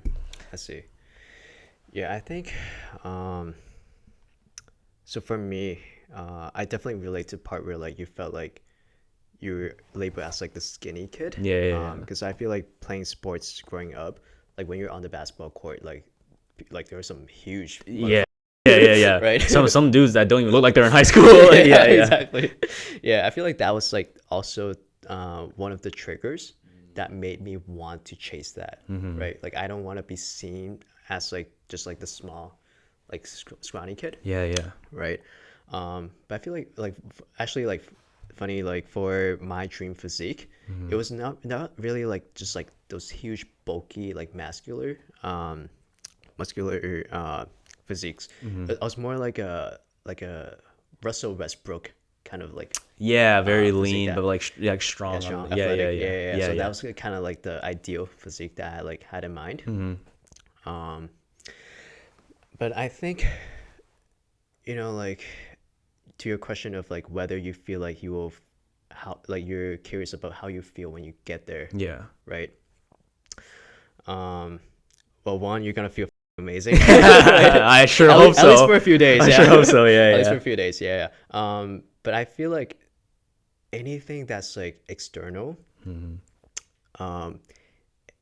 that you try to brand your base your identity on and latch on, that could be taken from you, right? Like, those things will not always be permanent. And I feel like when you get to a point where you have that, depending on the reason why you want that, it might or might not solve those issues that you have inside, right? Because at the end of the day, like, these muscles are just kind of like a mask, right? But it doesn't have a 1-to-1 ratio of like effect on making you feel better, right? Like, from the outside, you might see these kind of guys that like have these dream physiques, and you're like, oh, I want that. Like, maybe if I achieve that, like, all my problems would go away. I'll be happy, right? But I feel like there's a much deeper reason that you might not, that makes you feel like you're not enough, right? And that makes you want to chase that physique, right? So, long story short, I think you will be happy. Just depends on if you how long you feel happy for. No, I hear you, man. It's I think a lot of people don't realize that, like, happiness is also like a temporary thing too. So once you achieve certain goals in life, like it's always gonna be like, oh, okay, well, the high of it is done now. So what's good? How are we gonna get to the next, right? What's the next one? Exactly. And don't get me wrong, I still love having a nice physique. That's always a plus. It's kind of like the idea of like, money is not gonna buy happiness, but without money, like, you're still gonna suffer, right? So you want to get to a state where you have enough financial security to take care of your problems, just enough to take care of it. But anything more than that, it's not really gonna solve all your problems. Yeah, man. I mean, even what we're talking about, it's like this thing of labels and what we say our identity is, right? So you're talking about how, like, oh, like, yes, like, if you don't feel happy once you achieved, like, your the physique that I want to, there's a deeper part of it. And I agree with you. The deeper part of it is the identity that I associate myself with at a very young age was that like I'm not attractive, I'm not ugly. I mean, I'm unattractive and ugly. You're very attractive. Oh, thank you. Hey, I mentioned in my introduction, you are the heartthrob, so I'm gonna say that too. But because I had that in my mind for so long, I feel like that's why I'm also kind of chasing this physique thing. Yeah. And when I'm saying that out loud, I'm like, oh damn, like, so am I doing it for the wrong reasons? I don't think so. I think I'm doing it because like I'm trying to show to myself like this is something I've been dreaming about for a while. Yeah. And that showing myself that I can do it. I think there's the positive of that point. But if I expect everyone to be like giving me this external validation, then like that's like the wrong way to go about it, in my opinion. For sure. Yeah, I think like with things like that, if it's something that you always wanted to do, I feel like it's more about the journey to get there and what you learn about yourself. For sure. Rather than like kind of thinking that the end goal of achieving that will be all you have. And don't let like my comment about this like deter you or like give you doubts. Oh yeah, no. Because I feel like with things like that, you don't know until you have put in the effort to really do that. And I feel like that's more of the reward in itself. Yeah, and that shit's been hard, to be honest with you. Like going 5 straight days a week and getting up at 5 a.m. to do my morning shit and like morning gym session. And honestly, like one of the first blessings that has happened was me being on this journey and partnering up with Steven is that Steven asked me to like, record myself every time. Before I started this journey with him, I had so much anxiety recording myself because I was so afraid of like, this guy's trying to be an influencer, blah, blah, blah, blah. And I'm like, no, I'm not trying to be an influencer. Yes, I use that content to like make these cool videos or cool reels that I genuinely like. But I was just afraid of having that label, again, putting the word label out there, label on myself as like, this guy's just trying to show off. When I'm like, even now I'm like, bro, like what am I showing off? You know what I mean? So I know now that I've gotten more comfortable as filming myself and being like not giving a about what other people think about. And it's like 6 a.m. or 5:30 a.m. bro, like I can't be worrying about that shit. Like I'm so tired. I gotta get through my workout and just go home. Yo, by the way, the lighting at Planet Fitness goes crazy. It's so weird, right? I did not think it would give good lighting like that. It kind of gave me like Alpha Land-ish like lighting, like budget, like Walmart version Alpha Land lighting. It looks nice. Yeah. I think like Planet Fitness has always been very underrated. Yeah. It really is. It really is. Like it has all the essentials that you do need. Like besides like barbell, free weight, all that stuff. Right. But is there any other situations? I guess talk about your experiences where you felt like you had this label on yourself and you're just working to, take that off of you and just live your authentic self. Right. I think like for a lot of people, we tend to label ourselves on to, many different things. Like you could be, for example, if you go to the gym a lot, you might have that label on yourself where like, I'm good at the gym, but I'm not good at certain things. So you have this built-in stereotype of like, if I'm like this type, like this kind of person, then I'm not gonna do well in this kind of stuff, right? So for example, a lot of like gym bros don't do cardio, right? Yeah. So like you hear a lot of like power lifters say like, I can't even like run like half a mile, right? And I feel like that kind of mindset will limit you to a lot more possibilities in life, because you don't know if you can do something until you actually give an effort to do it. So I think sometimes it is good to have that pride of like knowing your identity and like knowing who you are as a person, but also don't attach that too strongly, I would say. Because once you think like that, like you would not want to try other things in life and you might miss out on a lot of things. So I guess like that was one of the reasons why I wanted to try many different things, right? Like not just excelling in like one aspect, Yeah. but also doing things that help with that, complement that. Um, so I think like running was one of the things where I was I was like, oh yeah, I'm gonna like break this mindset of like, oh, if I go to the gym, I'm probably not gonna do cardio, right? But you can do different things at the same time. Of Yeah. course, you're not gonna be great, Yeah.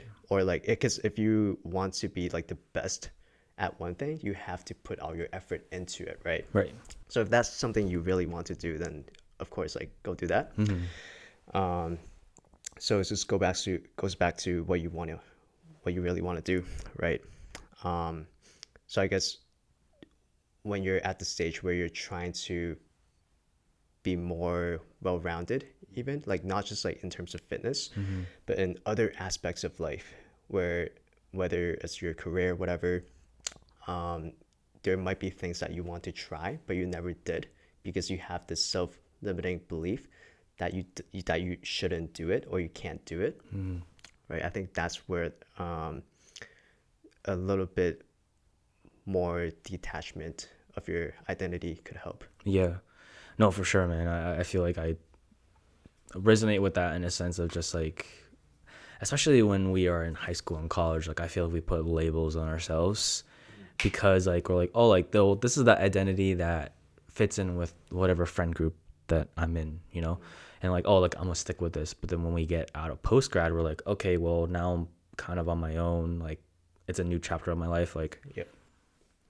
am I keeping the same identity that I used to have? Am I going somewhere different? Like, I just feel like identity labels, like it's like it boxes us in to do certain things when like we should have a free range of like, we just need to change our mindset to have a free range of like, oh, Right. well, like if I do one thing, then like doesn't mean I can't do the other thing, Yeah, I feel like it ties back to like having uh too big of an ego, because Yeah. sometimes you don't want to let go of these things that you work for, right? And that identity that you built upon.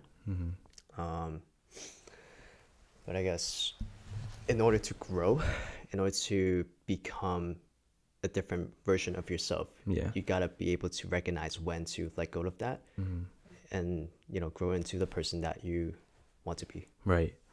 I mean, you've, and all this conversations about, doing things that are not, that go past that, break that ego part of it, right? Of your mind. You're getting out of your comfort zone a lot. And it's hard to get out of your comfort zone, change any of that stuff. Like, I feel like our minds are not, obviously we're not used to it, but we don't want to do things out of our comfort zone because it's not familiar. We just want that sense of security, and our brain just wants to be safe. What's something that you have done recently that has gotten you out of your comfort zone, and how difficult was it? I've tried many things. Yeah, recently, you tried many things. Yeah. Right. I guess like so currently I'm actually taking a swimming class at the YMCA. So I've never learned how to swim my entire life. Bro, me too. Yeah. Yeah. My guy. Yeah. I've always been like envious of people who can like swim. That's crazy. But hey, no, me too, bro. I'm like, yo, I wish I could swim. I don't know how to float my back. Like, Marco Polo, I'm out that bitch. Yeah, I feel like so floating was like one of my biggest barriers. Mm-hmm. Yeah, I've like tried like a few times before, just like floating on my back. Yeah. But I didn't know like really how to like relax. So like whenever I do that, I just sink down like like a rock. Yeah. But like I think just the fact of like trying that and then putting in the reps and practicing it repeatedly, that really helped me like kind of reframe that, like, oh, like, because before I was like, oh, like there's no way I'm gonna be able to swim, right? Whereas now I see it as more like a challenge, like, oh, this is an opportunity for me to learn another thing. So that's been going well. Yeah. Yeah. Was it just like floating on your back? Was it difficult because of like just anxiety of like drowning, or like did you not like the feeling? Because I didn't like floating my back because I didn't like the feeling of like water in my ears, or like what's it called, or just like having water. Well, at that point, if water's going up my nose, then I'm not really floating. But like, yeah, that sort of sounds like I just felt uncomfortable. You know what I mean? Definitely. I feel like it's definitely I guess the one of the biggest things about swimming is that you need to be comfortable in water. Whereas before I was trying to do all these things. Yeah. Like I was literally trying to like combine like 6 different things all together, trying to get myself to like move from point A to point B. Whereas like now it's just like breaking down these like step by step. Like, oh, once I get this part done, then I can like try this, and it's like building more familiarity with the water. Yeah. And that has allowed me to kind of like ease into it a little bit more. I feel like in the starting point, I was also a little bit fearful. Because I feel like one of my biggest fears was that I couldn't see in water, right? So I wasn't using goggles when I was a kid. I was just like going in there. Yeah, yeah. And it's like because your eyes are closed when you're trying to do stuff. Right, right. You have no idea what's going on, right? Yeah. Yeah. So I feel like for many people, like just the fear of water in general, like that's huge. Yeah. No, that makes sense. Yeah, I mean, my parents have put some water stories on me where I'm like, oh, I mean, I can go in and swim and like do like the like not breath strokes, freestyle, like Freestyle, yeah. Like I could do that movement, but like I can't like tread water or anything like that. Like that's like I'll just at that point, like I'm just drowning at that point. Like if I try to tread water, Right. I know before when we had a gym session like a month ago, you talked about you taking singing classes or even acting classes. I mean, I feel like in a way, like I just don't, in my mind, putting a label on you, I never took you as like, you know, someone that would be interested in that stuff. Did you also think that too? Like you didn't put yourself as like a singer or, you know, doing improv classes or anything like that? So growing up, all my free time was probably spent on like exercising and sports, right? So I never really had the opportunity or even the desire really to learn those skills. Yeah. I just didn't see it as like necessary, right? Whereas now I've grew an appreciation for these kind of like domains, like where not only of course, like physical health, that's one domain of your life, but there are different parts of life, like creativity, so things like acting, singing, they work different aspects of your brain, right? So of course, like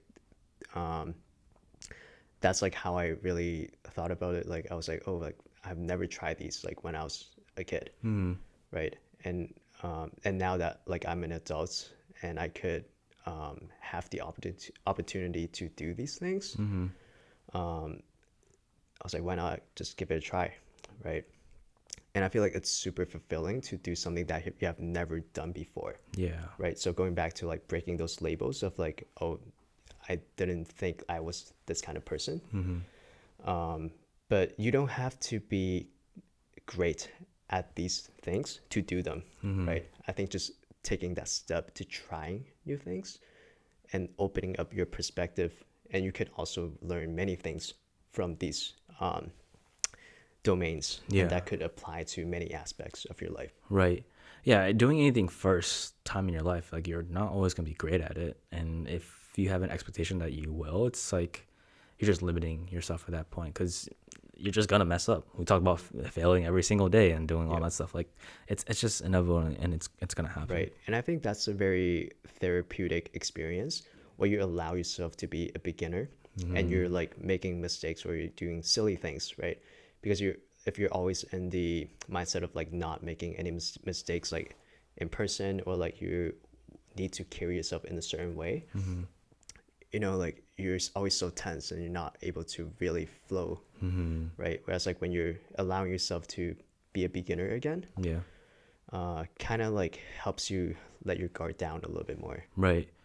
Yeah, no, I definitely resonate with that. And like I've seen videos like on social media where people try dancing for the first time. You know, dancing is an intimidating thing for a lot of people, especially like during workshop classes, and it's hard. And like the first time you see whatever the choreographer or the teacher is trying to put to you, you're not gonna get it because it's like you're moving your body in unfamiliar ways, and like it just takes time. And like I know people get very intimidated and very down on themselves when they are taking workshop class and they don't get it. And it's like, it's fine. Like, it's like your first class, and like, if you really want to get into it, take initiative to look at yourself after class, Right.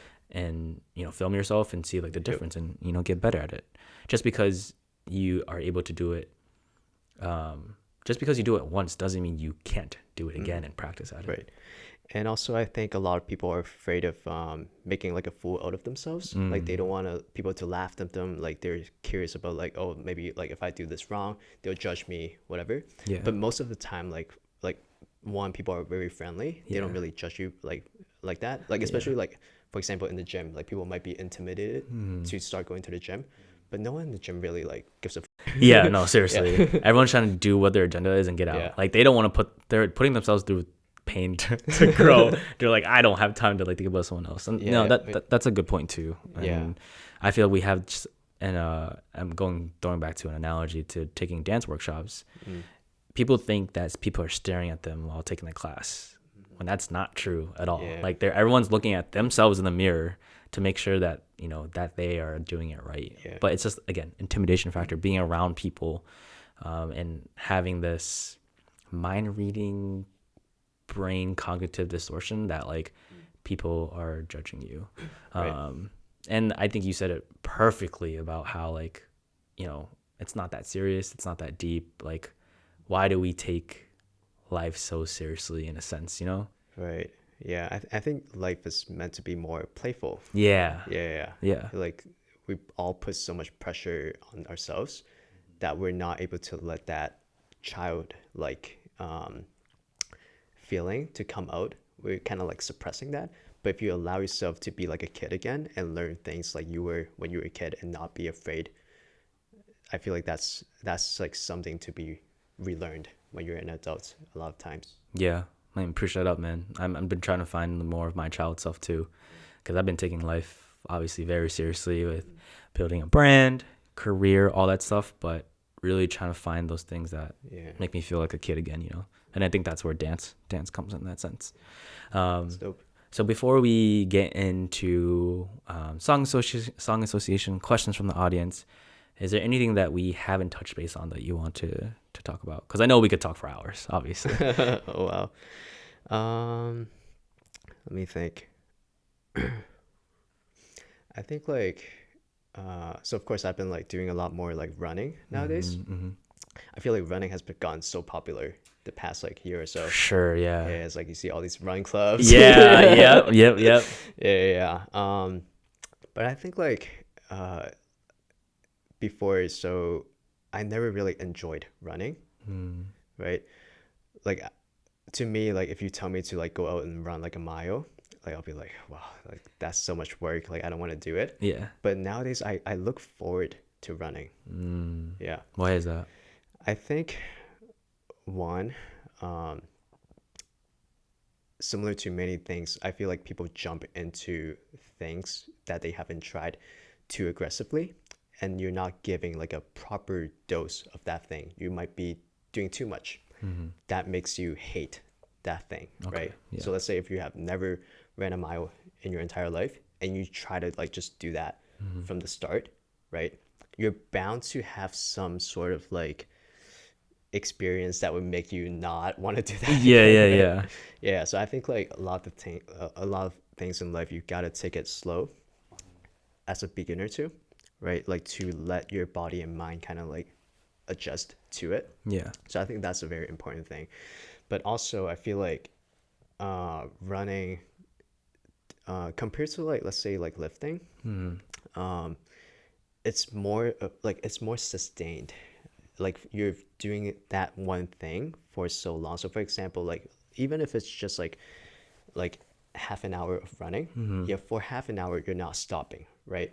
Whereas lifting, you might be doing sets, right? You might be lifting for about like 20-30 seconds, right? You take a rest, right? And then in that time you have some break, right? You can just like listen to music, whatever, zone out. But in order to run continuously, you probably wouldn't stop, right? And I feel like just learning how to do that's a skill, and that's like a muscle, like a mind muscle that you have to train, right? right? Yeah. Like even though it might not be at like a very high intensity, but you have to do that for so long. And I feel like that that has really I guess transferred to different aspects of my life.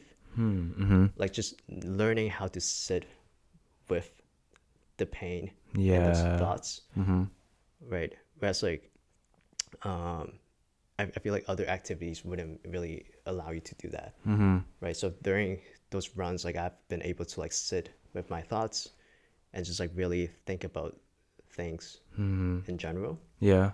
right? Because I feel like in that mode, of course, like if you're in a pit, if you're in a place where you're like suffering so much, you're not gonna be able to think about anything. Yeah. You're just Yeah. trying to Then, survive. yeah. Right. But I think like overall, it has like created like a positive impact.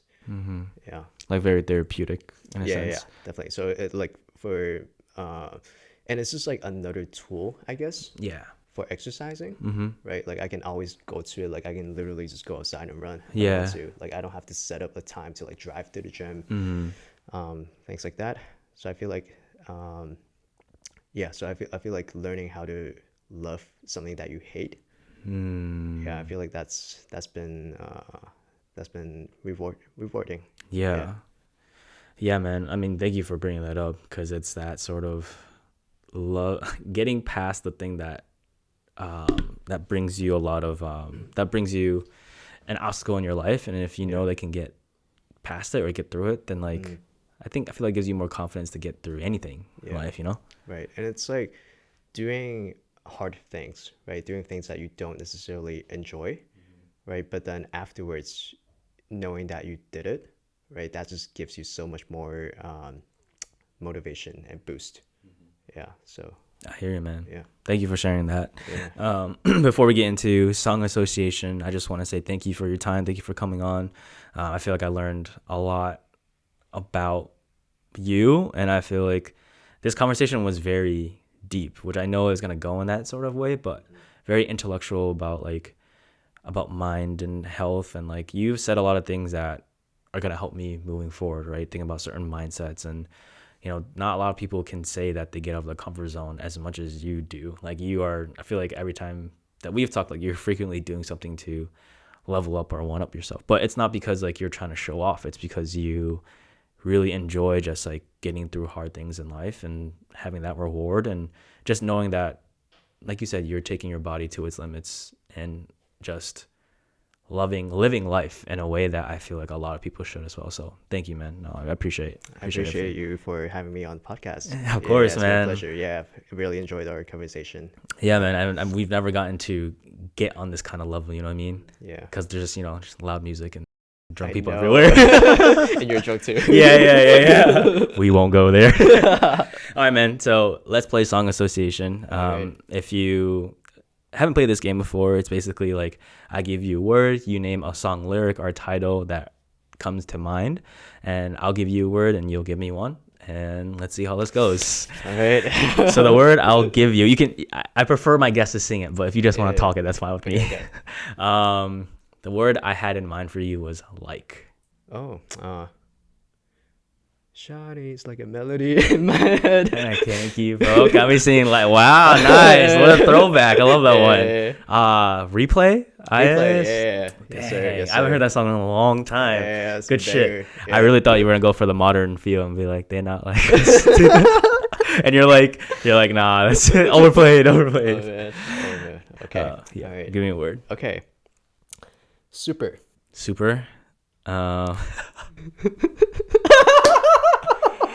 Bro, all I hear in my head is Superman. Was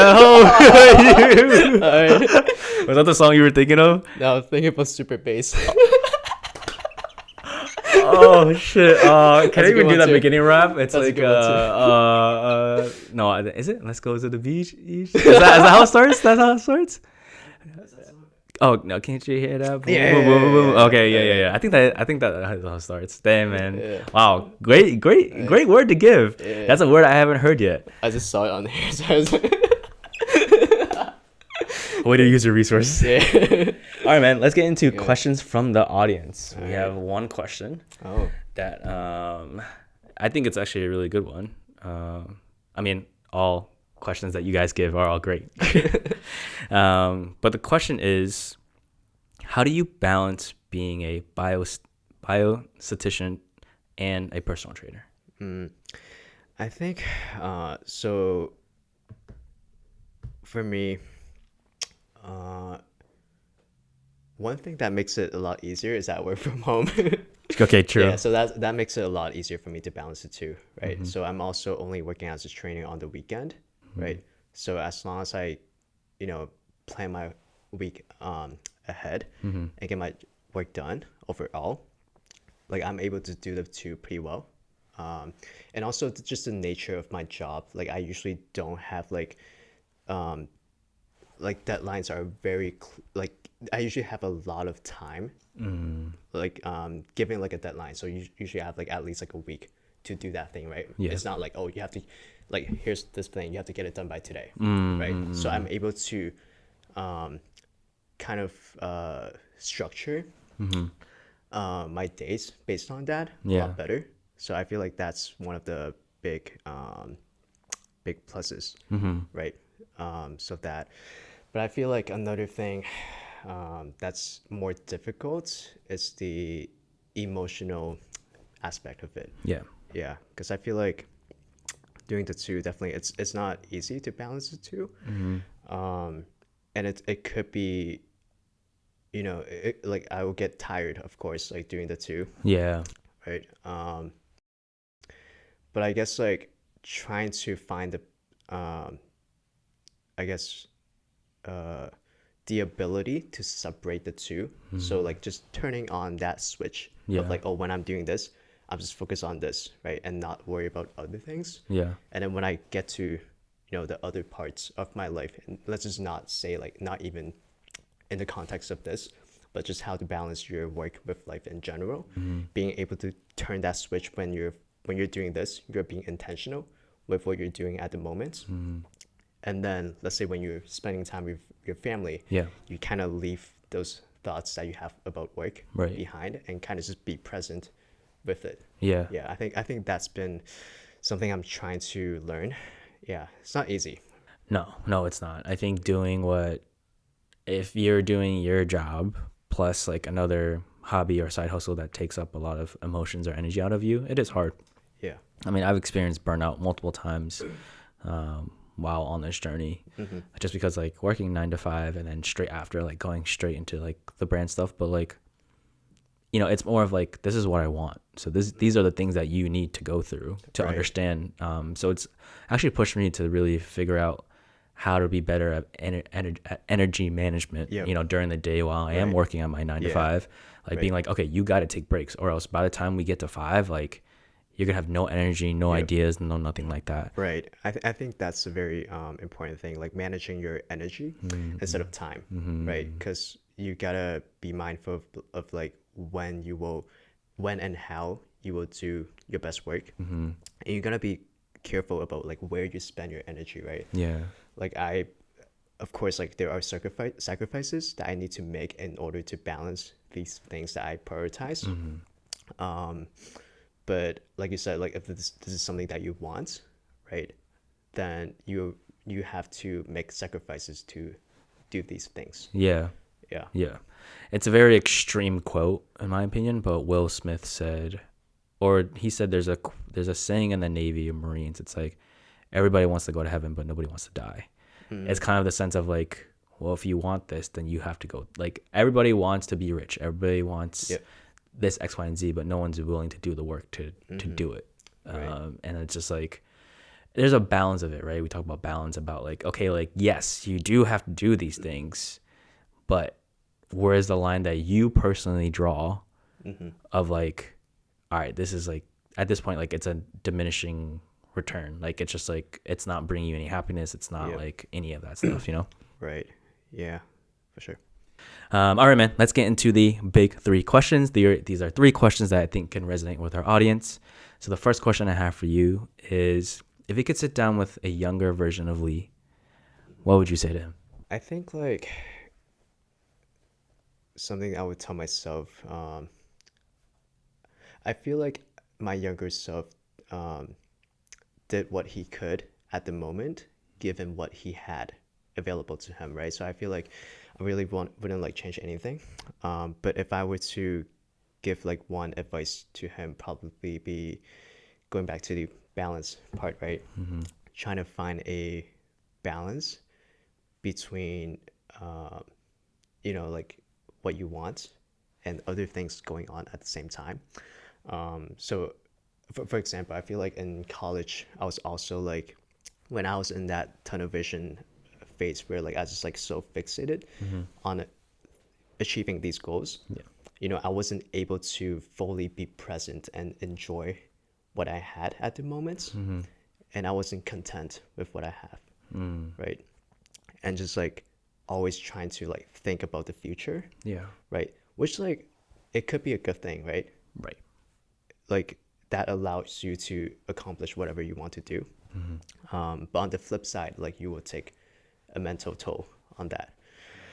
And I feel like having balance is probably the way to go, because if you were to be the flip side on that and you don't care about anything, Yeah. you probably wouldn't achieve those things, Right. right? So I think just having the intention of